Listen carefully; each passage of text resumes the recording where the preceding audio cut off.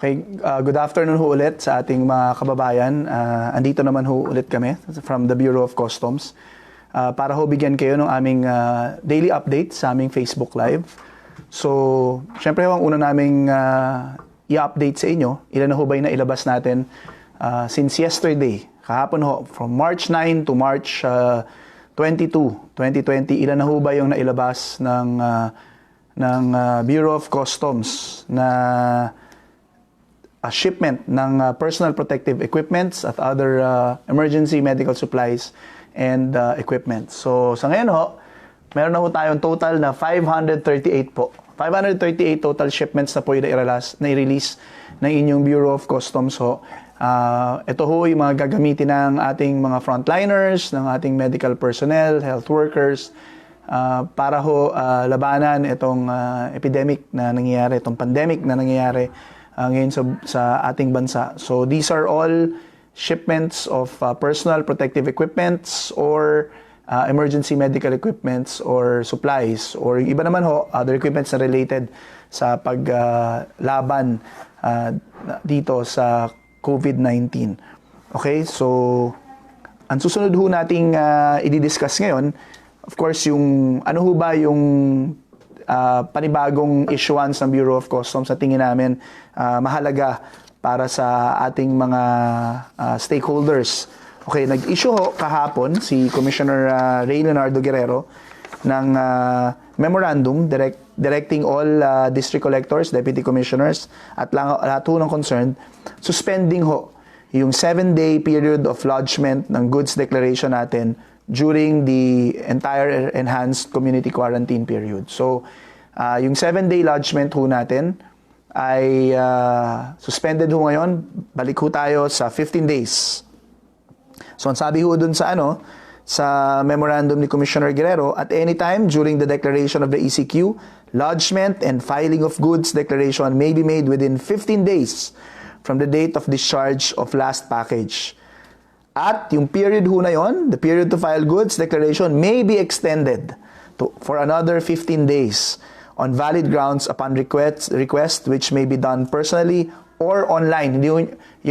Kung kailangan nyo i-extend yung 15-day period for lodgement na ibinibigay ho sa inyo upon discharge, hindi nyo kailangan magpunta personally sa opisina ng Bureau of Customs kasi in-encourage ho namin kayo to work at home and stay at home. So, pwede nyo hong gawin yung request online. At yung request nyo online na yan, we will reply to you and we will take the necessary action dun sa request nyo. Hindi nyo kailangan magpunta. Inuulit ko, yan hong online na request na for extension na gagawin nyo para dito sa kautusan na to at sa memorandum na to, pwede ho nyo gawin yan hindi lang online, pero pwede rin kayo mag-follow up niyan online at yung feedback mechanism niyo namin online din. So, hindi nyo kailangan lumabas sa inyong mga bahay kasi syempre naiintindihan namin na yung as much as possible, kahit yung trabaho natin pareho, kami dito sa Bureau at syempre mga kaibigan nating mga importers at brokers na sa panahong ito ay kinakailangan mag-facilitate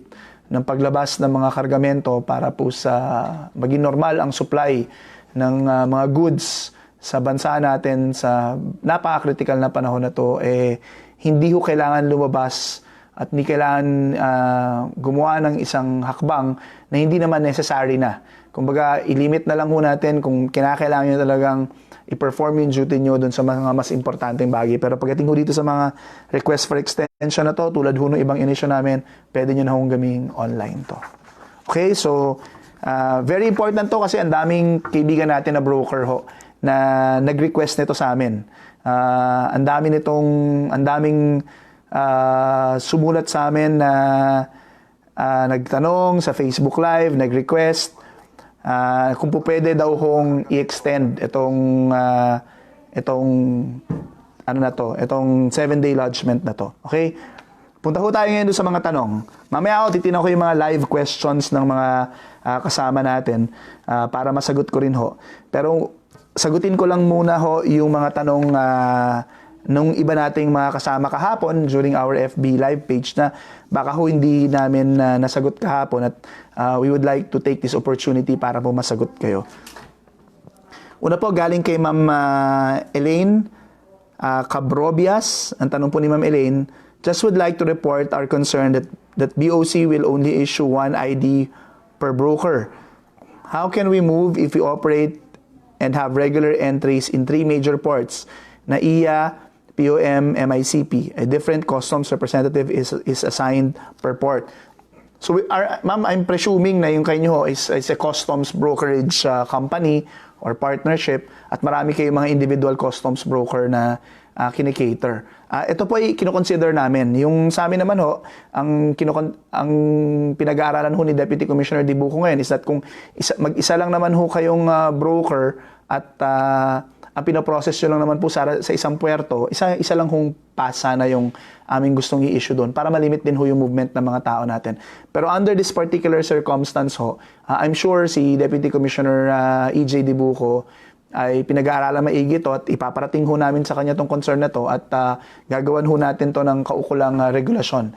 But rest assured, we will allow the movements of your personnel on a very limited number.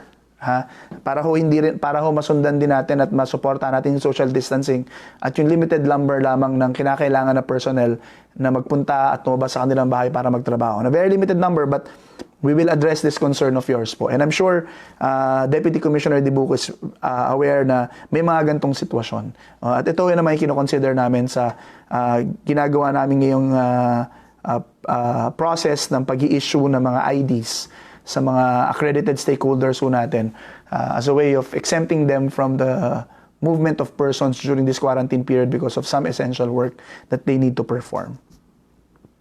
Pangalawa po, may katanungan po si Ma'am Marivic Gansi.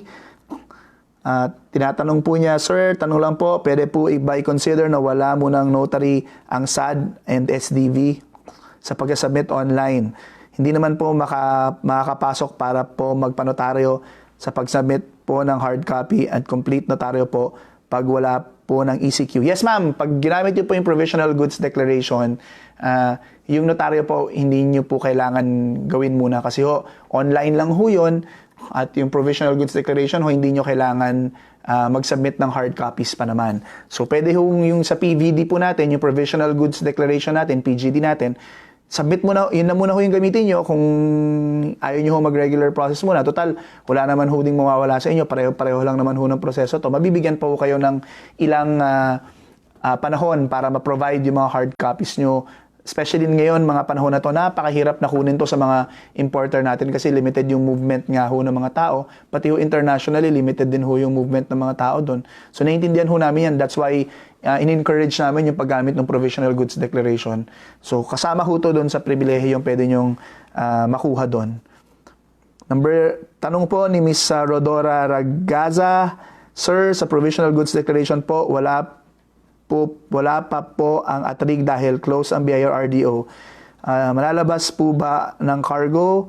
Ang cargo, ang intindi ko po sa CMO, kailangan mag-post muna ng cash bond for the VAT. Ma'am, wala yatang requirement na ganun.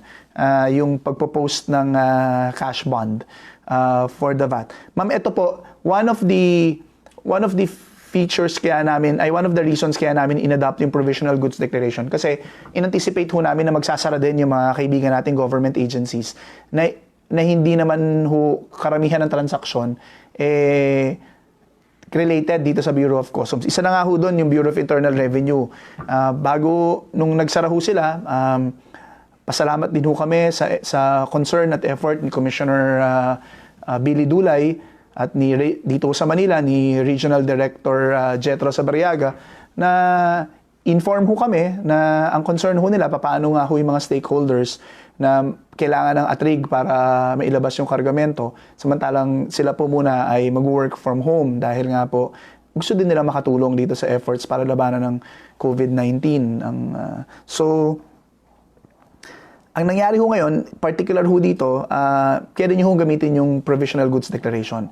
Isa yan sa mga na-envision namin na magiging problema yung atrig na yan. So, pending yung authority to release imported goods, pwede nyo naman i-declare on your own kung magkano yung estimated excise tax sa bayaran nyo. Bayaran nyo na muna siguro, and then any readjustments, saka na lang natin gawin after the release of your shipments. Hindi muna, pag ginamit nyo yung Provisional Goods Declaration, pwede namin i-release muna yon. pending yung ATRIG kasi nga ho, walang mag-release ng ATRIG ngayon sa inyo dahil sarado po yung mga opisina ng Bureau of Internal Revenue. So yes ma'am, applicable ho yung provisional goods declaration when it comes to the absence of the requirement, the presence of a requirement for ATRIG na hindi nyo kayang i-produce muna ngayon. But you need to produce it at a later date as provided for under that CMO. From Ma'am Teodora Norla Flores Santos, as per DTI, customs brokerage is not included in their issuance of IATF ID. Under BOC po raw ang customs brokerage. Kailan mag-i-issue ang BOC ng IATF ID? Ma'am, ginagawa na ho at pinoproseso na ho ito ngayon ni Deputy Commissioner Dibuco, yung guidelines namin dito. Within siguro ho, by tomorrow or within the next day, lalabas na ho namin yung guidelines namin dito at pwede na ho kaming tumanggap ng mga applications. Naipasa na ho sa amin ng DTI at ng ibang mga ahensya na pinag-a-applyan yung mga application form sa kanila na kami ng mga brokers at naipasa ho sa amin dito. So, mangyayari ho dito, binevet na ho ito ngayon ni Deputy Commissioner Dibuco at ipaprocess na rin ho niya to. So, yung application nyo, mag-a-announce kami doon, mag-i-issue kami ng guidelines, fina-finalize na ho yan ni DepCom EJ. Galing po ulit kay Ma'am Marivic Gansi. Paano po pag wala po pa pong endorsement yung BL from shipping lines? Okay lang po bang i-send online? Yes, ma'am. Actually, we encourage that you send it online. Meron ho tayong online lodgement. Meron hong facility doon for you to attach all documents, supporting documents together with the bill of lading online. Pareho din po sa provisional goods declaration. So kung gusto nyo i-avail yung provisional goods declaration at wala pa yung original BL nyo at meron kayong online copy ng BL, pwede naman ho yung i-submit yun. Na-verify din naman ho ng bureau yun sa system namin. Sir, if galing kay Sir Samson. Sir Samson Gabisan ng kaibigan nating broker ng CCBI. Sir, if possible lang, can you recommend to the commissioner na i-waive mo na ang Warfinger signature sa gate pass for the existing containers? This will help the campaign of the government in social distancing. This will be on temporary measure until this COVID-19 is over. Very good suggestion, sir. I promise I'll raise this to the commissioner and to the proper group concerned or the division concerned, and I'm sure upon discussion, bigyan ho namin kayo ng update, Sir Boss Samson. But this is a very good suggestion and maybe we can look into this. Salamat to sa mga suggestions. Okay. Puntahan ko ng konti yung mga katanungan ng mga kaibigan natin online para lang baka may pwede tayong masagot dito ng pakonti-konti. Yung hindi ko po masagot, moms tsaka sirs, we'll make sure that we'll answer them tomorrow or kaya gawa ho kami ng reply through our customer care service, through our BOC Care sa inyo individually through your either Facebook account. PPM ho namin kayo para ho masagot yung iba nyo mga katanungan.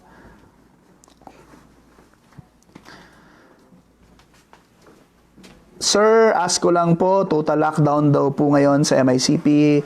Nag-message po sa akin ang broker. Thanks po pala sa reply. Galing kay Ma'am Agnes Ortiz. Ma'am, well, we're handling the situation po sa MICP. Hindi naman ho namin kinakatuwa na kailangan hong i-isolate namin muna yung mga tao namin doon for health reasons because meron hong PUIs na na-identify ang aming district collector doon at we're now confirming the status as to whether or not positive yung isang PUI na yon. Yung isa naman ho, meron din ho kaming kasamahan doon na we'll hold it confidentially pero mukhang may issue din ho tungkol sa COVID-19. But we assure you, we are going to process. We have already met, nag-usap-usap na ho ang upper management ng Bureau of Customs kasama si Commissioner Guerrero at meron na ho kaming alternative plan on how to process all shipments at MICP without compromising the health and safety of our personnel doon. So bukas ho, maglalabas kami ng advisory tungkol dyan. Sa ngayon ho, ila-lockdown muna namin. Hindi naman ho namin ila-lockdown, but we'll have to remove our personnel from MICP. Some of them will be working from home. I-link up ho namin muna yan sa aming mga sistema dito sa central office, most probably dito sa Port of Manila, para ho ma-process yung mga shipments na dyan. Pasensya na ho sa kukonting sa abalang naidulot nito ngayong araw na to sa processing dyan sa MICP, pero kinakailangan ho namin umakto at kinakailangan ho namin protektahan din syempre yung kalusugan ng aming mga empleyado. At the same time, pag pinoprotektahan ho namin yung pinoprotektahan din namin yung kalusugan ng lahat ng mga natitira pang transacting public o yung mga stakeholders namin na maaring nagtatransact sa MICP. Kahit ho may social distancing measures na pinapatupad dyan at maraming measures, hindi ho talaga maiwasan minsan tong mga gantong sitwasyon. And the Bureau of Customs, of course, primordial ho yung concern namin sa health ng aming mga tauhan. Pero wag ho kayo mag-alala, meron na ho kaming nailatag na plano para ho dyan, para hindi ho maipit yung mga kargamento na lalabas sa MICP. Marami hong nagtatanong, di ba pwedeng essential goods na lang, di ba pwedeng sarhan muna yung operations ng Bureau of Customs kasi yung health. Sa totoo lang ho, kung option ho yun na maaari, matagal na hong ginawa din ng Bureau of Customs at ng ating pamahalaan, hindi naman ho namin ilalagay sa unnecessary risk yung kalusugan ng mga tao namin, yung buhay ng mga tao namin at ng mga pamilya namin. Humingi lang ho kami ng konting pangunawa kasi alam niyo ho, itong ginagawa namin na paglabas ng mga shipments na to, sa buong konteksto ho na itong problema na to, alam ho namin napakahalaga. Kasi kailangan ho i-maintain namin yung supply, yung normal supply ng mga raw materials para sa paggawa. Kahapon lang ho at ngayon nag-follow up at nag-usap kami ng Board of Investments. Meron ho tayong mga magigiting na mga manufacturers that are going to produce PPEs and other medical equipments for our frontliners. And they were asking kung pumapasok ho ba kami at nag-process kami kasi kinakailangan ho mag-import sila ng mga raw materials. At yun ho yung mga examples kung bakit despite ho yung gantong klaseng risk ngayong panahon na to, patuloy yung operations namin. Kasi alam namin kung gaano ka-importante na yung supply ng mga kinakailangan kagamitan at food pati yung mga pagkain at iba pang supplies na dumarating dito sa atin ay mapanatili na yung maproseso at maging normal ho para sa hindi ho kapusin ang kung ano mang supply na kinakailangan ng ating mga kababayan dito sa panahon ng krisis na to.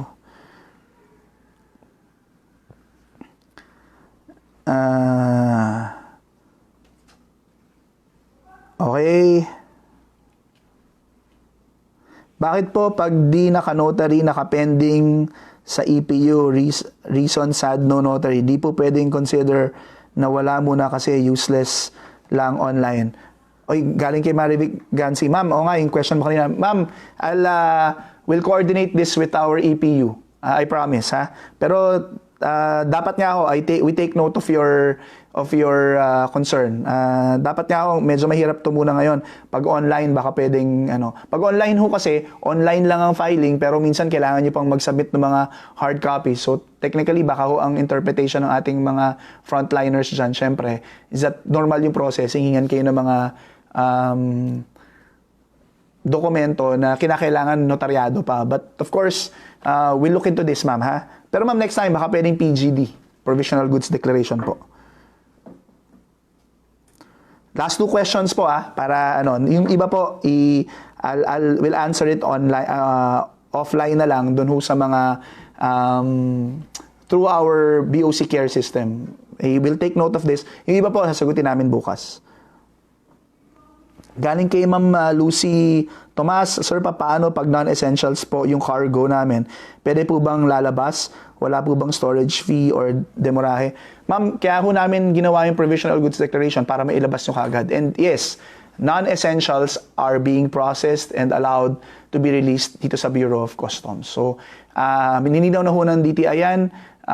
Ang lahat ho, ang sinasabi pong, pag sinabi pong unhampered movement of goods, that means all types of goods. Siyempre po, sana po maintindihan nyo na priority namin ngayon yung essentials, but it doesn't mean that we don't process the non-essentials.